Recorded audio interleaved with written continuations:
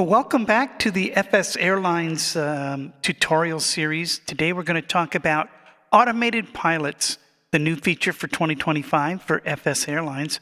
We'll go through on how to go about hiring pilots, how to dispatch them, set up schedules, keep them happy, and all those good things. One thing to note before we get started, it requires a platinum membership in order to participate in the automated pilot system because it's part of the advanced financials. The number of automated pilots throughout the FSAirlines global world is limited, and airlines are also limited for the number of pilots they can actually hire. You can hire either experienced pilots that have quit a previous airline, or you can hire new pilots. They have type certificates that you assign them, and how they get paid, and how many times they stay at home. Those are all important things because you want to keep those pilots happy. So let's get started. Let's get right into this. We've got a lot to cover. Let's go to the FSAirlines website. And we'll get into the cruise center. And now you'll notice there's a new, over here in management options, there's a new thing over here on the right called Hire Automated Pilots. Now, if you notice, I've got some pilots still left over from our beta test. Any automated pilot will start with a auto VON, and then it'll be a location near the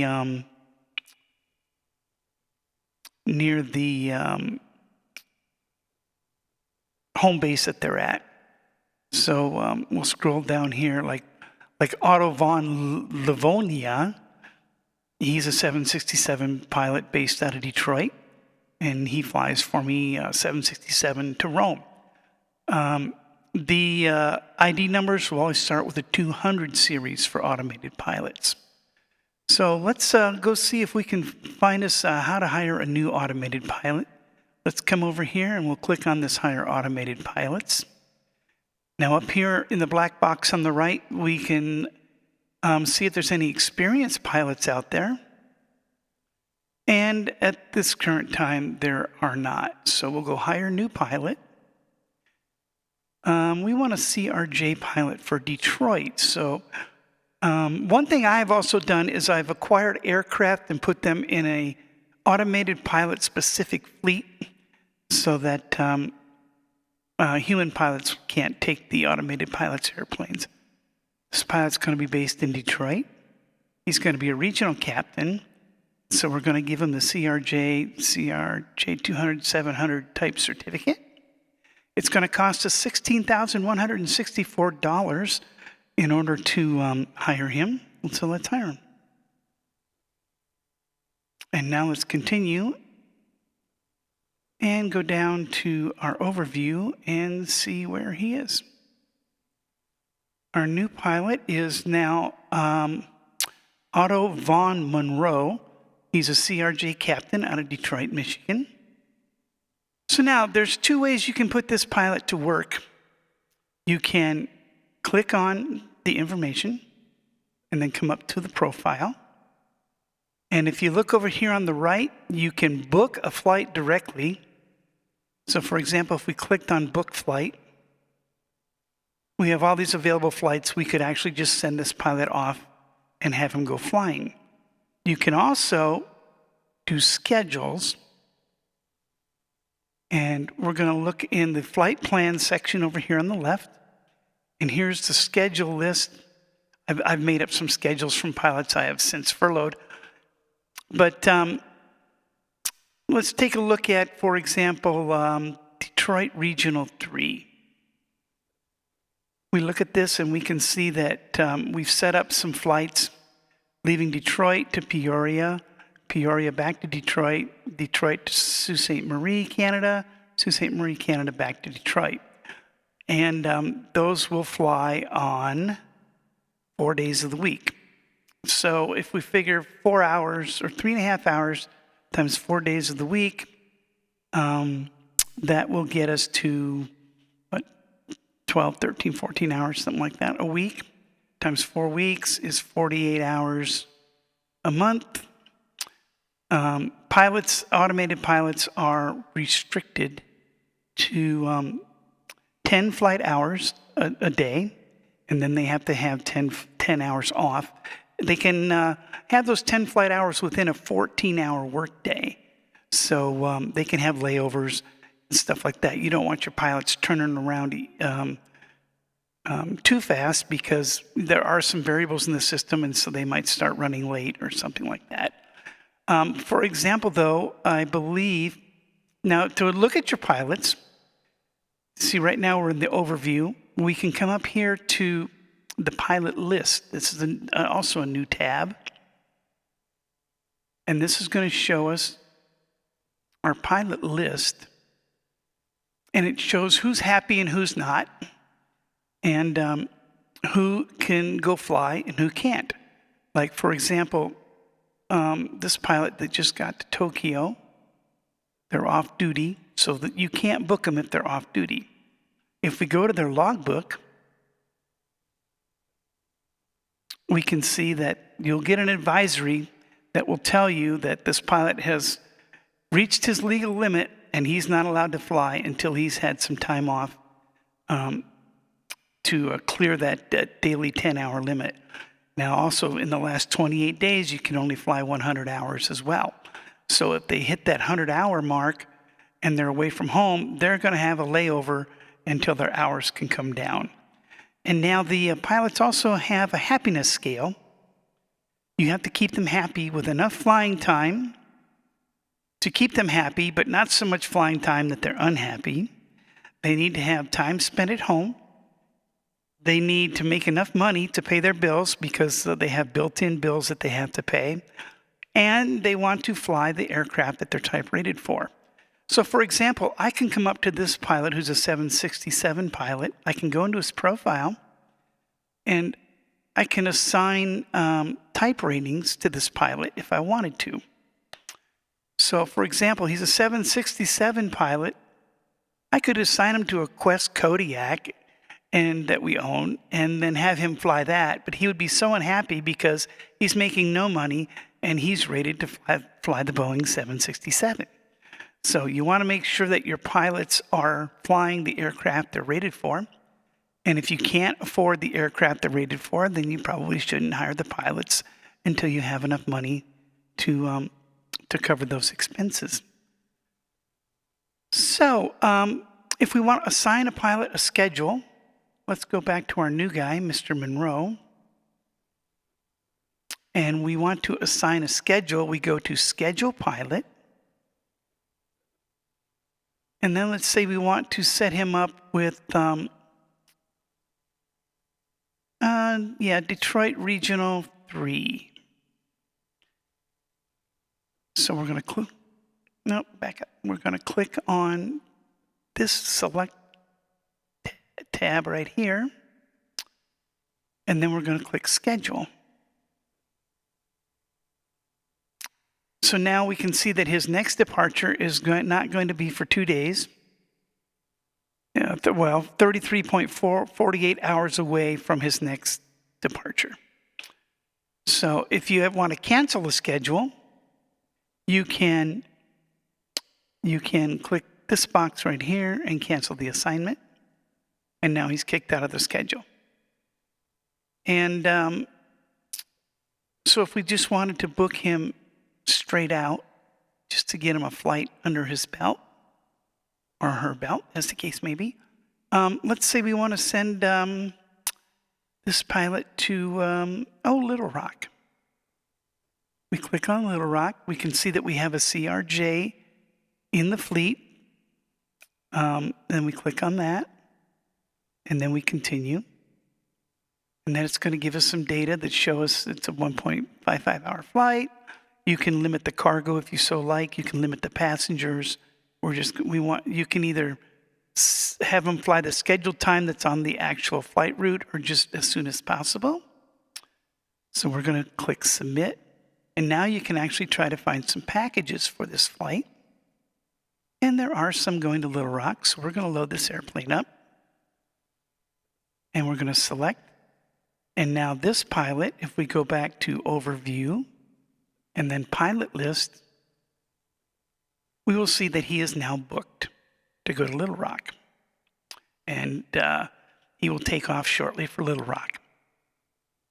One thing about these pilots also is that they have to be assigned to fleets, which is why, to make it easy for my system, I have 2 hubs, and the automated pilots I was using during the beta test, at one time I had 14 of them. I just used the automated fleets so that I wouldn't have any conflict of human pilots trying to take an automated pilot's airplane. They don't have dedicated airplanes. If there's more than one of the same type, I think it's just random, to be honest with you. For like Detroit Automated, I've really scaled down, so I've got a lot of these airplanes for sale. The only CRJ-7 I kept is now booked. I have my 2 767-300s that are still used for my long-haul guys. So to be honest with you, the automated pilot system is a lot of trial and error if you're trying to make it totally automated to where they just fly the rotating schedule. Oh, and when it comes to schedules, let's go back. Schedule list. I'm trying to come up with all the features I can think of offhand without forgetting anything, but I'm going to forget a lot of things. Now, if we want to edit automatic repeat route, yes. So what happens is that they will fly all these flights on these specific days, and then it will start over. It will just loop, continuously loop. So if you've given them too much work, they may get unhappy. If you don't give them enough work, they may be unhappy. If they get stuck away from home and you don't notice, they may be unhappy. And if they get too unhappy, they will just quit your airline with no notice. Boop, I'm out of here. So it's a lot of maintenance, actually, to get it going, which is, to be honest with you, why I only kept my 4 long-haul guys, because if you'll notice, they don't fly that much. They'll fly because they fly all long distance. I have 2 guys out of Detroit. One flies to Rome. One flies to Honolulu. My 2 guys out of Las Vegas, one flies to Tokyo, and one flies to London. So they'll fly one day. They'll be out of town for a whole 24 hours until their hours come down, and then they'll fly home, and they'll have 2 or 3 days off. Because if we look at this pilot list again, we can see exactly how many hours they've had in the last 28 days, and we know that like if I send this guy out on a another 20-hour round trip, he's going to be out of hours. So he's got enough hours to come home from Tokyo as soon as he's available. The Rome guy has enough hours to come home. The Honolulu guy is fine, and so is the London guy. So we want to keep those hours probably right around between 75 and 80 I'm finding seems to be pretty good to give you enough balance as far as workload and not getting them so close to the limit that they get stuck out of town and then they're mad at you. So that is how you get going, how you get started to hire these guys. And like I say, when it comes to the flight plan also, I separated my flight plans with like this DTAP stands for Detroit Autopilot Flight Plan. It's different from my normal Fly Las Vegas flight plans so that I can differentiate and I won't take a flight plan that belongs to an automated schedule, and also they won't take the flight plans that the humans go. So it's a lot of strategy actually in management, and it can be quite strenuous and it can take up a lot of your time. It can also be a lot of fun. When I started doing this, I had just over $5 million, and I think we started beta testing about a month and a half, maybe 2 months ago. So my automated pilots have pretty much made me almost $500 million in less than 60 days. I had a lot of CRJ pilots because I was trying to emulate the regional service, serving the hubs, and then the big guys would take off. But That just got to be too much of a hassle for me with all my real life stuff going on. So I scaled back quite a bit, especially now that it's gone live. We really don't want any airline to hog all the pilots because there's only 250 pilots available at any given time in the entire system. So we've gone over all this stuff on dispatching. And the happiness, remember, it's flight hours, time they spend at home base, how much they get paid. We can go back to that. It's just like a normal pilot. You can look at edit VA settings, I believe. Yes, I set them up with like a 767 captain rank. And so this way, my automated pilots have a rank that's different from a human pilot, so I can change their income.